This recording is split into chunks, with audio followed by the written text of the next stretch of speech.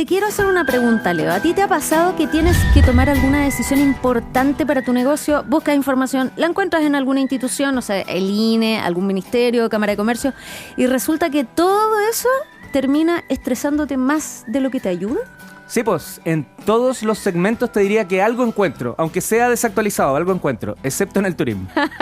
Pucha, pero mira, para el sector de la música hay una buena noticia porque hay una institución que se llama Observatorio Digital de la Música Chilena, como ya nos hablaba al principio del programa Sofía Lobos, que se encarga de generar información sobre la industria musical. Y por otro lado está la Asociación de Música Independiente de Chile, IMI Chile, que agrupa sellos, promotores, productores, distribuidores independientes. Ambas instituciones han trabajado, te cuento, muy de la mano. Algunas iniciativas que hoy nos van a contar, como por ejemplo qué tipo de problemáticas han levantado, cómo se están usando estos datos en la vida real para generar alternativas de solución para los músicos, luthiers, centros culturales, etcétera. Y para eso justamente invitamos a Sofía Lobos y a la Fran Sandoval. Sofía del Massachusetts, del Observatorio Digital de la Música Chilena, y la Fran Sandoval de IMI Chile. Partamos con la Sofía entonces, po. Cuéntanos. Hola, Sofía. Hola, Sofía. Hola, de nuevo. Sí. Muy buenas noches. Oye, me gustaría que nos cuentes qué tipo de preguntas se hicieron al principio y cuál es el estado hoy día de quizás como de esta industria musical. ¿Qué preguntas se están haciendo hoy día? Mira, la verdad es que el observatorio en principio surgió como por la necesidad de visibilizar la industria de la música en términos económicos. Claro. Principalmente porque, voy a remontarme un poco a la historia, existe un programa de la Corfo que se llama Chile Creativo, el cual para generar una agenda y lograr focalizar fondos necesitaba para la toma de decisiones información de caracterización económica de las distintas industrias. Entonces se generó un instrumento de la Corfo que es el bien público, que lo que buscaba era justamente resolver problemas sociales. Esos son los bienes públicos, son resolver donde hay brechas, y una de ellas es la generación de información. Entonces, el inicio del observatorio fue justamente como indagar, caracterizar a la industria partiendo por los músicos. Y luego, en la medida en que fue creciendo, fueron pasando los años, esto estoy hablando del 2017 aproximadamente, 2017-2018. Por ahí, sí. No es tan lejos tampoco en el tiempo. Pero pasan muchas cosas. Pero pasan muchas cosas, una pandemia de por medio. Que no es menor. Que no es menor para la industria justamente, y de hecho eso es parte de los resultados interesantes, porque el contar con información al momento de la pandemia y luego de ella permitió generar una agenda bastante más fuerte en lo que tiene que ver con evidenciar el impacto económico que estaba teniendo, por ejemplo, en temas de ventas de ticket. ¿Cuál era el impacto que cerrar los distintos espacios culturales estaba teniendo justamente a nivel de empleo? Porque eso, detrás de cada espectáculo en vivo, y eso es algo que no necesariamente la gente ve, hay una industria que está compuesta por un montón de gente que uno ve el artista, sí. Pero detrás hay un montón de profesionales que están desde el iluminador, el sonidista, el roadie, el manager, el booking, etcétera. Entonces, claro, en verdad, el dar cuenta de que es una industria, es un ecosistema donde interactúan un montón de personas. Con un trabajo bien específico también. Exactamente, y que muchas veces se ve como un hobby. Como si fuese que el talento surgiera desde los árboles y como que la gente trabaja y en su hora libre hace esto. Exactamente. Y en el fondo acá hay oficios, hay tiempos, hay un montón de temas que tienen que ver con la creación de valor y de hecho ese es otro de los temas también que es súper importante de la industria, que tiene que ver con con la valorización de algo que es intangible. Entonces, ¿cómo logramos valorizar el talento?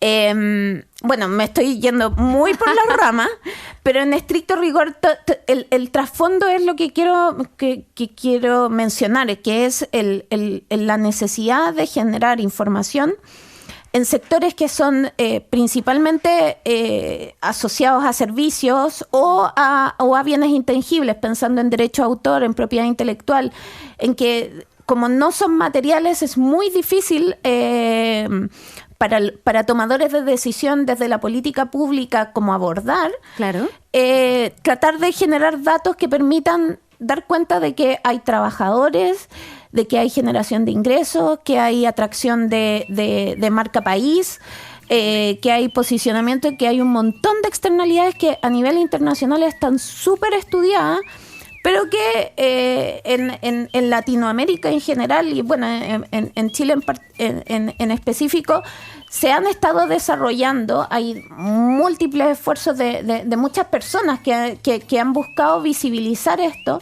el impacto que tienen los espectáculos en vivo a nivel territorial, la atracción de turismo, el posicionamiento, etcétera.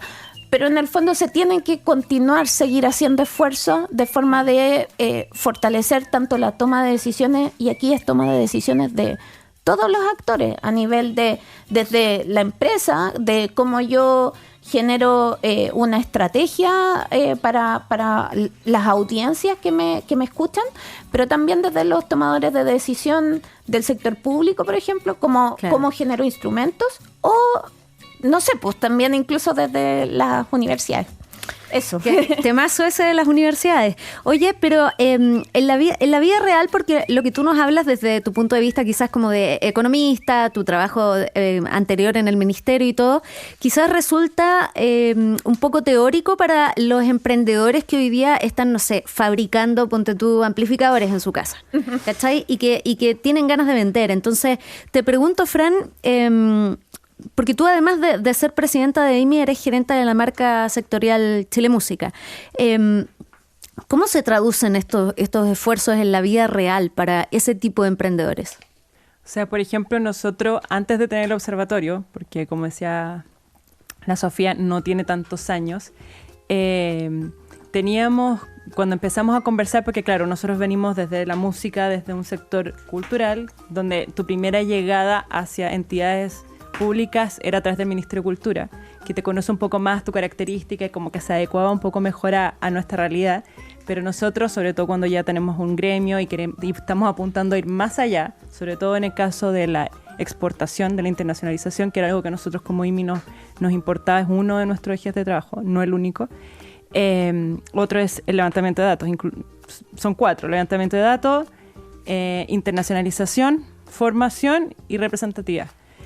Y claro, llegábamos a conversar con ProChile, llegábamos a conversar con Corfo y básicamente no existíamos porque no teníamos ni un dato, no podíamos demostrarle más allá que con todo nuestro entusiasmo y contándole toda la historia de lo que habíamos hecho, pero ¿cuánto vende? Sobre todo Corfo, son números muy de ventas, de ProChile también, ¿cuánto exportan? Claro.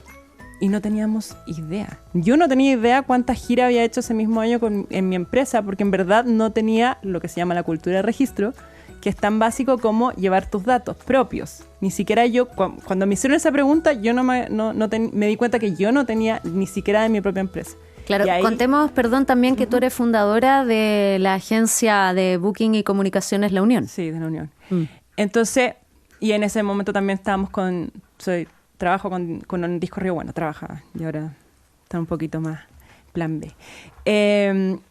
Entonces, claro, nos pasó eso, que nos dimos cuenta que por un lado no teníamos esta forma de trabajo, de responder datos tan básicos, y se entiende que me preguntaran, o sea, no era como, ¿por qué Corfo me pregunta cuánto vendo? Si en verdad eso es lo que necesita saber para, como decía la Sofía, cómo me va a apoyar, porque uno está buscando en ciertos apoyos también. Y ahí te das cuenta que, claro, nosotros somos un gremio, como gremio tenemos que manejar datos e información, obviamente, de nuestro sector. Y ahí empezamos poco a poco a levantar, desde preguntando entre nosotros mismos, haciendo nuestras propias encuestas, como, oye, y salió un número que ese año entre los socios han hecho 1.500 shows afuera. Que además fue un tremendo dato que quedamos todos como, ¿cuánto? ¿Ese año qué año, para precisar? Uy, pues ni 2000. 2014, Bueno, no sé, fue hace harto tiempo. Tampoco éramos tantas empresas, pero sí éramos empresas con la característica que tiene IMI de la internacionalización, que es un tema súper potente, que efectivamente viajábamos y girábamos mucho, nuestros artistas giraban mucho fuera, hacíamos hartas cosas fuera. Pero fue un tremendo número y cuando lo quedamos fue como, oh, wow. Y no teníamos ni siquiera idea, más que una noción en ese momento que, oye, sí, nosotros estamos siempre viajando, siempre yendo con artistas afuera, bla, bla, bla, pero en verdad no lo habíamos bajado un dato. Y ahí se nota justamente la necesidad de que este tipo de cargos, por llamarlo de una manera, existan, porque el músico se dedica a hacer música. Si le pones un montón de tareas más, la cosa se complejiza. Y lo mismo pasa en el emprendimiento con una empresa, me refiero como la tuya, que hacen booking. O sea, nosotros, imagínate, cuando hablamos de empresas, igual nos reímos porque igual son de dos personas, dos trabajadores, un trabajador estable y tiene equipos para distintos proyectos. Pero las empresas de señoras que tejen y hacen suéter, claro, también son dos, a veces 5 personas. Entonces, claro, con toda la carga que uno ya tiene por tu mismo trabajo, a empezar a agregar más cosas, no te da, y además económicamente tampoco te da para estar haciendo encuestas, ni mucho menos. Y ese sí es el rol que puede tomar el gremio. Y por eso apoyamos el observatorio desde que nació. Entonces, esa sería una de las problemáticas que han levantado, pero me da la impresión de que el tema de la profesionalización también es una potente, ¿no? Uh-huh. O sea, es demasiado importante y de hecho tiene mucho que ver con el tema de los datos, uh-huh, porque claro, el tema de la profesionalización tiene que ver con trabajos muchas veces que se hacen negro y eso es un tema que es bastante tabú, pero sí, es muy relevante, sí, porque como hablamos de servicios o de bienes intangibles donde muchas veces no hay una transacción material, por claro, así decirlo, hay mucho trabajo que no se realiza con contrato o con boletas, etcétera. Entonces, ¿cuál es el tema? Eso tiene implicancias a nivel personales, desde la perspectiva de que cómo tú puedes acreditar ingresos, por ejemplo, para acceder a créditos, etcétera. Ese es un problema. Y el otro problema también, que es enorme, es a nivel de política pública, porque cuando tienes un montón de trabajadores que están subreportando ingresos, uh-huh, no puedes canalizar, de nuevo, instrumentos de financiamiento para el fomento de esas personas porque no sabes que existen, básicamente. Y como hablábamos fuera de micrófono, por favor, los actores de la industria de la música contesten las encuestas. No se puede articular nada si no sabemos qué es lo que necesitan. Sí, o sea, a la hora de tomar decisiones es fundamental, ya sea como lo que se hablaba para entidades públicas, pero también internamente, como privados. Nosotros, no sé, para el tema de formación, por ejemplo, cómo saber qué es donde más se necesitan ayuda, dónde están las brechas, necesito tener ese dato y eso me lo tienen que contestar. Claro. Hoy en la Academia de Emprendedores estamos viviendo un nuevo capítulo de Sonido Adem Latam con la vocal coach y artista Vero Ferk. Hoy junto a Sofía Lobos, economista especialista en políticas públicas sobre arte, ciencia y tecnología del Observatorio de la Música Chilena. Sofía, ayúdame con el sitio web de nuevo para que las personas que nos escuchan vayan a mirar este trabajo desarrollado. Es odmcmc.cl, es Observatorio Digital de la Música Chilena. Perfecto, y también junto a Francisca Sandoval, ella es la presidenta de la Asociación de Música Independiente de Chile, IMI Chile, y gerente de la marca sectorial para la exportación de la música chilena, Chile Música. Francisca, también recuérdanos el sitio web de IMI Chile. imichile.cl. Así que facilito. Oye, dos cosas antes de que ustedes sigan esta conversación, y es un tema natural de orden que me pasa. Primer punto, solo comentar algo que siempre es bueno y no todos lo saben, menos del 50% de las unidades productivas en Chile son formales. Cuando hablamos de las pymes, hablamos solo en microempresas de 1 millón. Y tienen otro 1 millón que es informal. Por lo tanto, no es un tema no menor, digamos. Ya, primer punto. Segundo punto, anoté 4 pilares que, si no me equivoco, Francisca, tú lo dijiste. Sí, que tiene que ver con internacionalización, formación, representación. Y fue el primero que nombraste y ese que no me acuerdo, era el levantamiento de datos. El levantamiento de datos, perfecto. Y la formalización vendría siendo muy cercano a un todo, a la formación, es el inicio como de va todo. de la mano de todo. Claro, Perfecto. porque nosotros, la música independiente en Chile es algo que nace muy informal justamente. Más allá de como los coros y todo, es algo que no está hecho, no es una empresa que se genera con un gerente, que se genera con alguien en administración. Generalmente el 80% fueron músicos o eran músicos, claro, que se empezaron a editar y ahí tuvieron que empezar a ver temas de contador. O sea, una cosa como anecdótica triste era que casi todos habíamos sido, por ejemplo, estafados por nuestros primeros contadores porque como no teníamos idea, sí es verdad, no teníamos idea y tal vez no estafados, pero no como...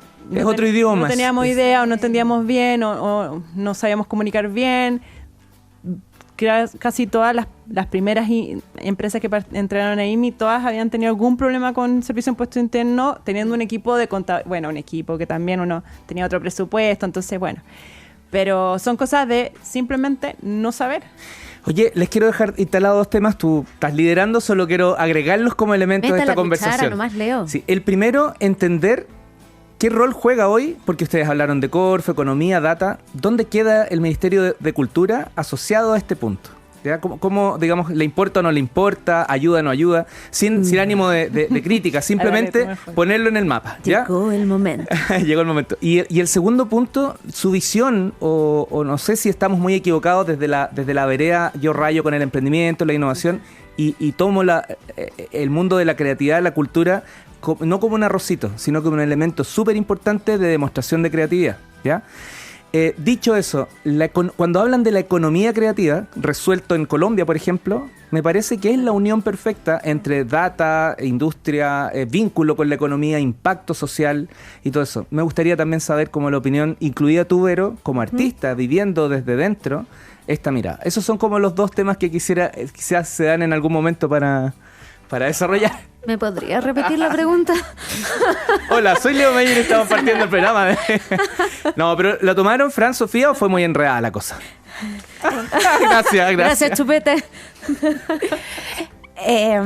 Es que son preguntas que yo creo que complejas porque creo que la mayor parte de los profesionales que nos hemos dedicado a trabajar dentro de las industrias creativas hemos tenido distintas relaciones con el Ministerio de Cultura. Yo trabajé 4 años, que hay cosas que tengo que sincerar acá. Yo trabajé 4 años en el Ministerio de la Cultura.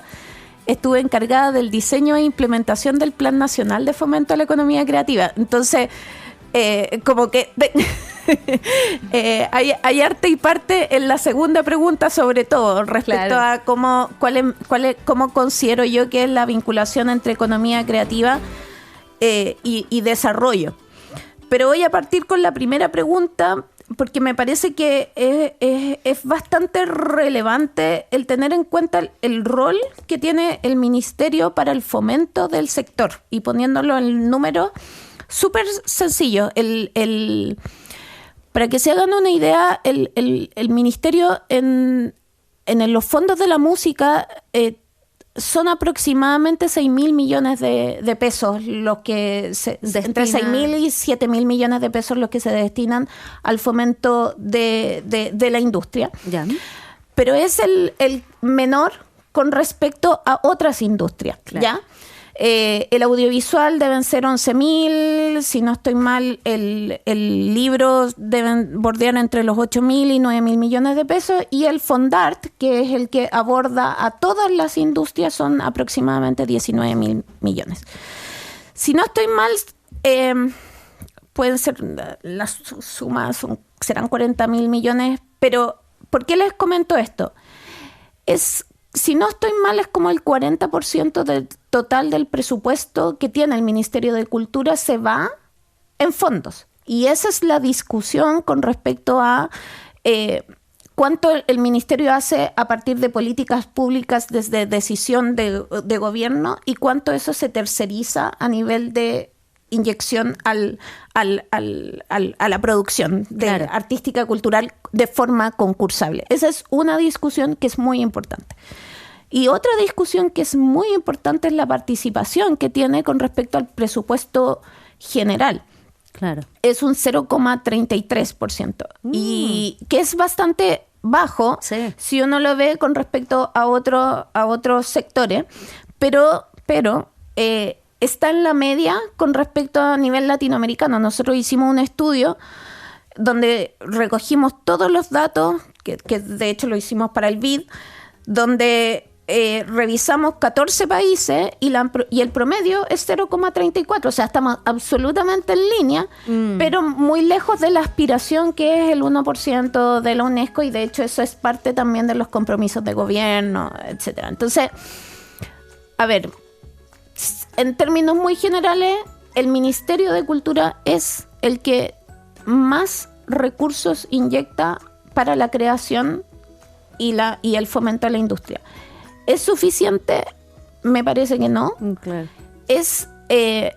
¿Deberían existir otras entidades que tuviesen un rol mayor? Me parece absolutamente que sí, justamente por lo que comentábamos antes o al inicio de la entrevista. Uno ve al artista, que en el fondo eso es creación, claro, y eso está muy ligado al Ministerio de Cultura, pero hay una industria detrás, hay claro, trabajadores, y eso no necesariamente tiene que ver con la misión institucional del ministerio, tiene que ver con políticas de fomento productivo, con políticas de fomento al empleo, con políticas de posicionamiento internacional, etcétera. Entonces, ahí es donde es necesario contar con una mirada más intersectorial, interinstitucional, sí, que aborde esto de una forma transversal.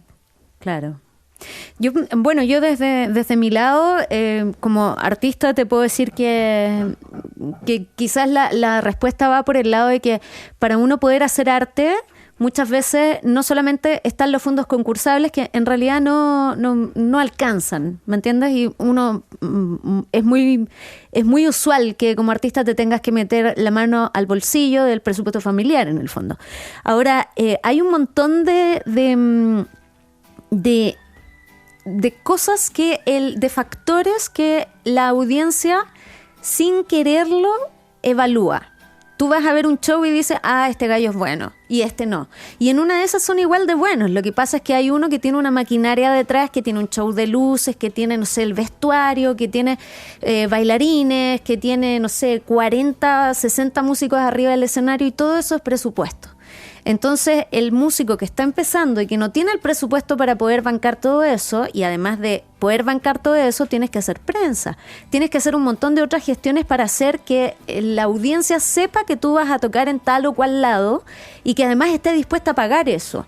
Entonces, es todo un camino súper complejo en el que, como dice Sofía, se necesitan a muchos actores que intervengan ahí. Yo creo que no solamente al Ministerio de Cultura, porque nosotros acá tenemos, te estoy hablando año 2013, cuando tú te acuerdas, hacía pasos cortos en otra radio online, y ahí venía la gente de Converse, Rubber Tracks, que hicieron una convocatoria acá en Chile, y la razón por la que eligieron a Chile como único país de Latinoamérica para hacer esta convocatoria era que acá había cantidad y calidad de músicos, o sea, un país chiquitísimo, dentro del panorama del mundo y de Latinoamérica, ellos venían a hacer una convocatoria acá. Y ahí salió, no sé, Miss Garrison, por ejemplo, que era la banda de la Fran Straube, que hoy día es Rubio, que se fueron a hacer un videoclip a Nueva York, todo pagado.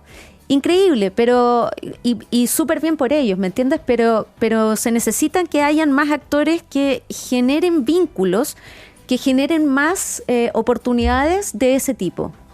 Fran, tu visión, antes de irnos a recreo, vamos a volver para seguir conversando, pero...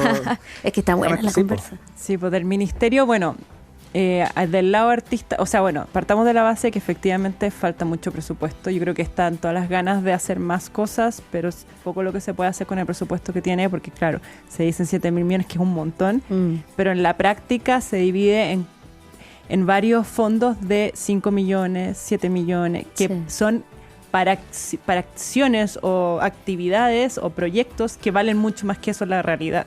Entonces, no te alcanza 100% con un fondo, y está bien que, o sea, ojo, nosotros no pensamos que el ministerio o ningún ente público te tiene que apoyar 100% ni cubrir todos tus gastos, pero la idea es que cuando te dé un apoyo, o si lograste conseguir un apoyo, que cumpla lo mínimo, que es que te pague los proyectos completos. Entonces, hay un tema de presupuesto que no es menor. Yo creo que efectivamente el foco, y se entiende que están los artistas, desde el lado de empresas de música, quedas un poco más afuera, como decía la Sofía. Imagínate, los técnicos de la música, yo creo que no pueden postular a casi nada en el Ministerio de Cultura. Sí, claro. Y si no pueden postular ahí, ¿a dónde podrían postular? Claro. Entonces, eso es lo que pasa. Efectivamente, nosotros ya con empresa, llegando a un cierto nivel y a un cierto, más que más que de años, yo creo que son varias cosas cuando me refiero a un cierto nivel. No es que seas la que venda más, pero tienes que tener un profesionalismo y algo detrás como un trabajo. Puedes empezar a optar a Corfo, empezar a optar a ProChile, pero obviamente se requiere un camino largo de recorrido. No están al principio, y ahí debería estar, por ejemplo, el ministerio. Pero por el tema presupuestario no le da. Igual a nosotros nos apoya, el ministerio es de los socios de Chile Música. Nosotros, Chile Música es una entidad público-privada, nos cofinancia 58% ProChile. Claro. Y en el otro 42% restante está el Ministerio de Cultura, está la SCD, la Sociedad de Derechos de Autor, y está IMI Chile poniendo el resto del cofinanciamiento. Entonces, para nosotros son un aliado, es súper importante. Obviamente, son los que nos representan, son los que nosotros somos parte de ellos, son los que nos defienden, la razón y nos de representan. Pero claramente, desde mi vista, es un poquito más crítica de que creo que se podría hacer mucho más igual con lo que hay. Un llamado entonces a los inversores de riesgo. Técnicamente nosotros deberíamos agradecerles la presencia acá, pero sacaron extended time. Vamos a regresar conversando. Déjenos ir a un recreo. También nosotros aprovechamos de ordenar algunas ideas de lo que vamos a conversar. La educación me parece brutalmente importante. Tenemos que filtrar porque hay tanto que decir. Exacto. Aquí. Hagamos algo. Sofi, Fran, Leo Meyer, juntémonos otro día a hablar de esto. Pues hagamos otro programa más y hablamos de esto porque es necesario, ¿no? De todas maneras. Pero no cualquier día, po. ¿Cuándo? No, pues en 2 viernes más. En 2 viernes más, ¿ya? Entonces sí, démosle. El próximo Sonido DEM, 2 viernes más. ¿Sí? ¿Ya? ¿Sí? ¿Tienen algo que hacer? No me voy a acordar. De ahí nos vamos a tomar algo. Para quienes se conectan con nosotros en este instante, estamos en Sonido en Latam, aquí en la Academia de Emprendedores en ADN, conversando con Sofía Lobos, economista especialista en políticas públicas sobre arte, ciencia y tecnología del Observatorio de la Música Chilena. Sofía, gracias por haber participado en esta primera parte de la conversación de Sonido en Latam, ¿te parece? Muchísimas gracias a ustedes por la invitación, lo pasé muy bien, así que muchas gracias. Pero acuérdate, la primera parte. Sí. Y también con Francisca Sandoval, presidenta de la Asociación de Música Independiente de Chile, IMI Chile, gerente además de la marca sectorial para la exportación de la música chilena, Chile Música. Gracias, Fran. Muchas gracias por la invitación de la primera parte.